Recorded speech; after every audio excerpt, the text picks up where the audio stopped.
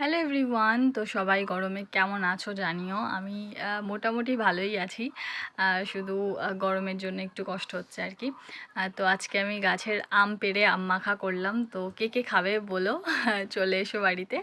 তো এবার বেশ গাছে প্রচুর আম হয়েছে, তো সেগুলোই আর কি মাঝে মাঝে পেড়ে একটু আম মাখা করা হচ্ছে। আর আমি বেশি কিছু দিইনি গরমের জন্য, জাস্ট এখানে একটু কাঁচা লঙ্কা কুচি আর একটু বিট নুন আর একটু চিনি, জাস্ট এইভাবে একটু মেখে 5 মিনিট রেখেছিলাম।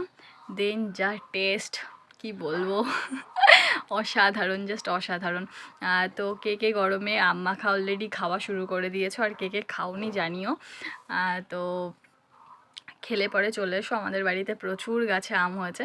তো আমি পারতে পারছি না, অনেকটা উঁচুতে আছে।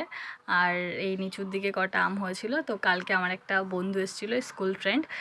তো ও বললো আর কি আম মাখা খাবে, তো সেই হিসেবে কালকে খেয়েছিলাম, দেখলাম বেশ ভালো লাগলো, যেহেতু হিমসাগর গাছের আম আর একটু টক টক মিষ্টি মিষ্টি। তো সেই কারণে আর সামলাতে পারলাম না নিজেকে, আজকেও করে খেয়ে নিলাম আর কি।